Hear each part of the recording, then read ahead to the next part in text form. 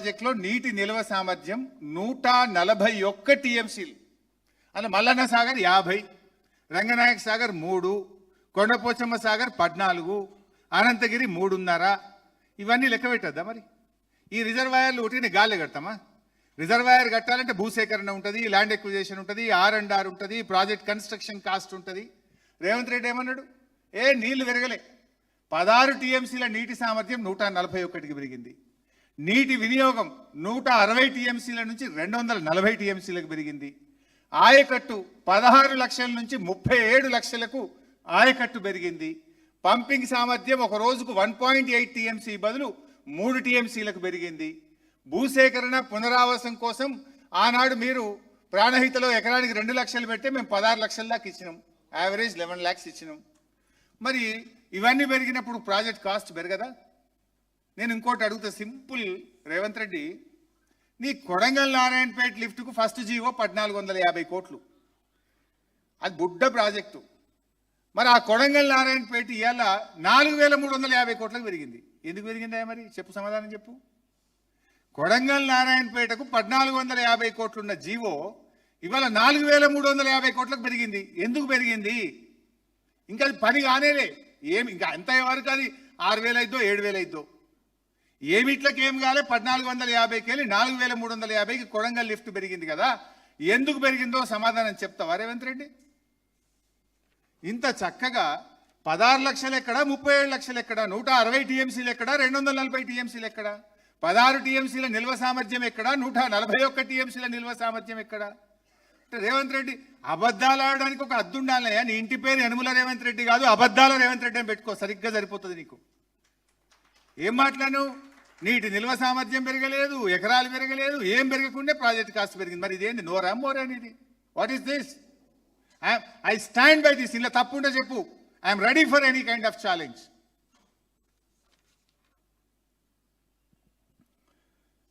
తర్వాత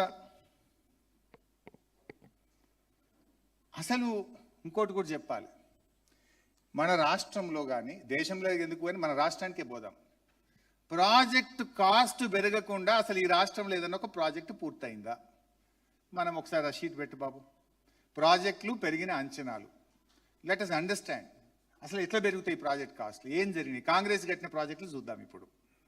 నాగార్జున సాగర్ 122 కోట్లతో కడతామన్న నాగార్జున సాగర్ 1183 కోట్లకు పోయింది. అంటే 900 టైమ్స్ పెరిగింది. అట్లీస్ట్ ప్రణయిత చేవెళ్ళ 40,000 80,000 అయింది, అంటే డబుల్ అయింది. లేదు 2 టీఎంసీ కాదు, తర్వాత మనం ఇంకొక టీఎంసీ పెంచుకుందామని 3rd టీఎంసీకి పోయినాం.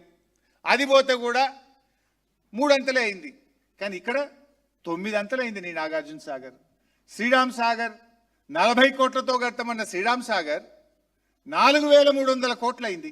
అంటే 107 టైమ్స్ పెరిగింది, 107 సార్లు. This is all done by Congress government. Jurala 70 కోట్లది 1815 కోట్లు అయింది, అంటే 25 రెట్లు పెరిగింది. పులిచింతల ది గ్రేట్ ఉత్తమ్ కుమార్ రెడ్డి తెలంగాణను ముంచి ఆంధ్రకు వారిచ్చిండు. 3వ పంటకు నీళ్ళు ఇవ్వడానికి తెలంగాణను నల్లగొండను ముంచి 3వ పంట కోసం దగ్గరుండి కట్టించిండు ఉత్తమ్.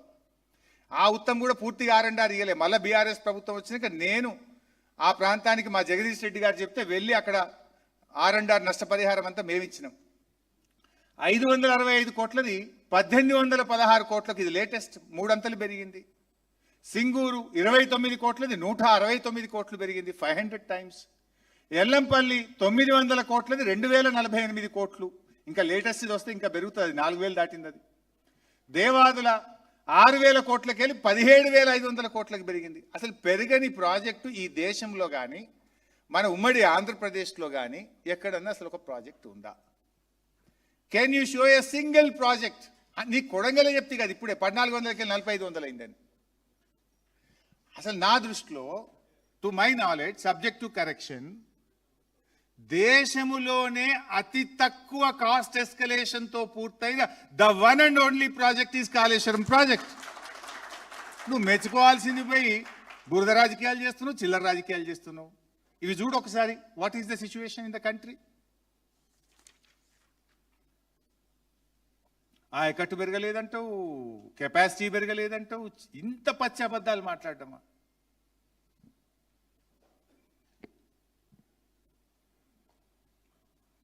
Then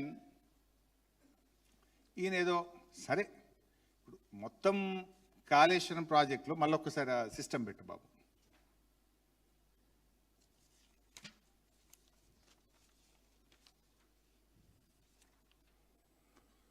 right. ఇప్పుడు రేవంత్ రెడ్డికి పచ్చి అబద్ధాలు మాట్లాడడం అవసరం. ఏమంటాడు? 1,00,000 కోట్ల కాళేశ్వరం కూలిపోయింది, 1,00,000 కోట్ల కాళేశ్వరం కూలిపోయిందని పదే పదే చిల్లర మాటలు మాట్లాడతాడు. The beauty of Kaleshwaram, KCR గారు ఎంత అద్భుతంగా ప్లాన్ చేసిందంటే కరెంటు బిల్లులు పడొద్దని 3 దశల్లో కాళేశ్వరానికి నీళ్ళు వచ్చే అవకాశం ఉంటుంది. వరద బాగుంటే ఇది ఈ పెద్దది బాబు లైట్ వస్తుందా? రైట్. This is SRSP.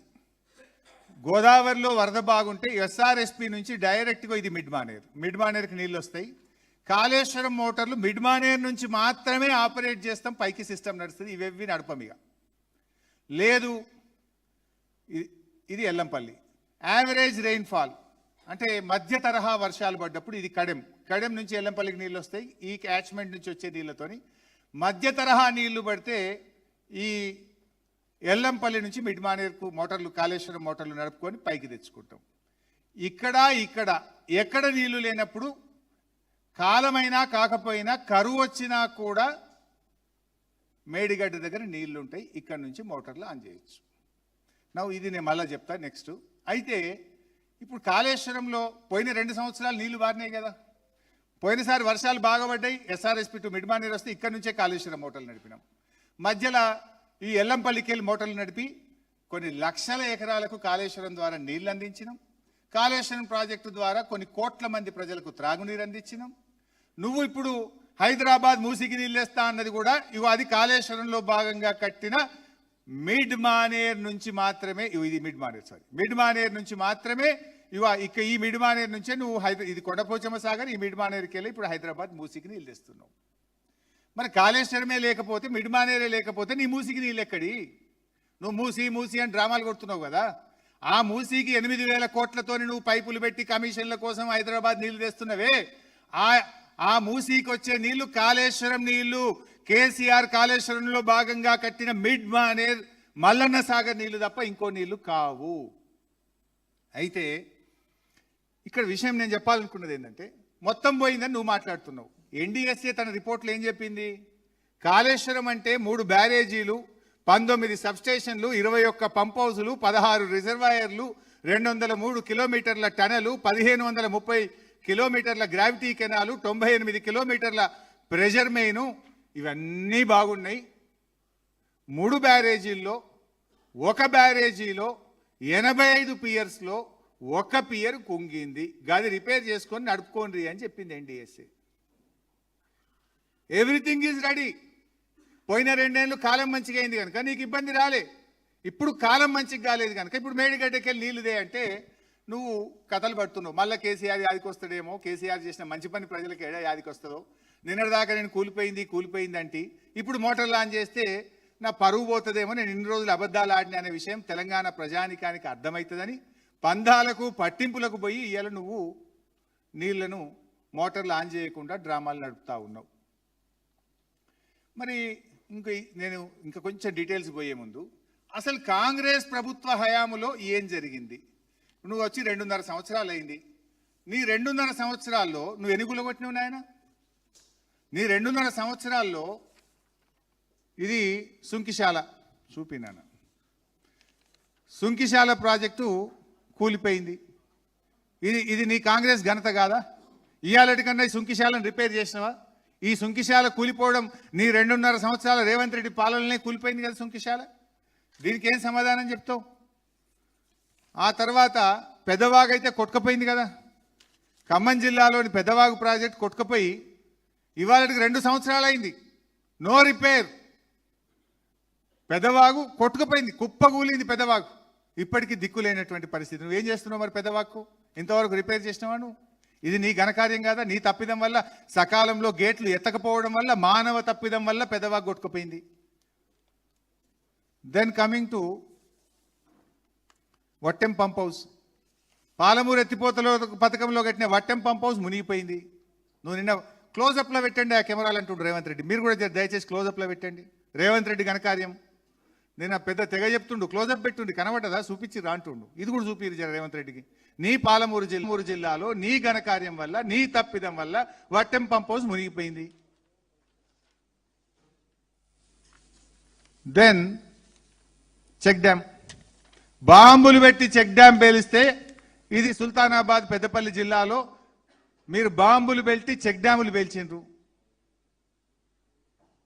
ఇది వాస్తవంగా చెప్పాలంటే ఏమంటాము, క్రిమినల్ చర్యలు ఇవి. అంటే అసలు ప్రభుత్వ ప్రజాధనాన్ని ఇసుక కోసం, కాంట్రాక్టర్ల కోసం చెక్ డ్యామ్లను పేల్చేసిండ్రు మీరు. ఇంకా గొప్ప ఘనకార్యం, ఎస్ఎల్బిసి టనల్ కుప్పగూలి 8 మంది చచ్చిపోతే శవాలు కూడా ఇయ్యాలటికి బయటకు తీయలే నువ్వు. దీని గురించి ఎందుకో మాట్లాడవు రేవంత్ రెడ్డి. ఎస్ఎల్బిసి కుప్పగూలినా మాట్లాడవు, పెదవాగు కూలిపోయినా మాట్లాడవు, వట్టెం పంప్ హౌస్ మునిగిపోయినా మాట్లాడవు, సుంకిశాల కుప్పగూలినా మాట్లాడవు. ఇవన్నీ నీ 2.5 సంవత్సరాలు జరిగిన ఘనకార్యాలే కదా, ఇవెందుకో చూపియవు. మరి వీటి గురించి ఎందుకో మాట్లాడవు నువ్వు. ఎందుకు ఊకే ఈ చిల్లర రాజకీయాలు చేస్తుంటావు నువ్వు?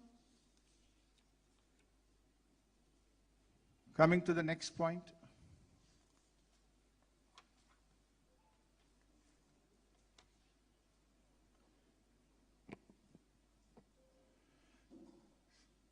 ఇప్పుడు రేవంత్ రెడ్డి గారు నిన్న ఒక 2-3 విషయాలు చెప్పినారు. కానేపల్లి పంప్ హౌస్ నీళ్ళు వచ్చినాయి, రిటైనింగ్ వాల్ కూలిపోయింది, ₹1 కూడా రాష్ట్ర ప్రభుత్వం ఖర్చు పెట్టలేదు. గోదావరి నది చరిత్రలో ఎప్పుడు రానంత ఫ్లడ్ ఇన్ ద ఇయర్ 2022 29 లక్షల క్యూసెక్కుల ఫ్లడ్ వచ్చింది. History in the record of the Godavari. Bhadrachalam కూడా మునిగిపోయింది ఆ రోజుల్లో. అంత ఫ్లడ్ వచ్చినప్పుడు కన్నెపల్లి పంప్ హౌస్కు నీళ్ళు వచ్చినమాట వాస్తవం.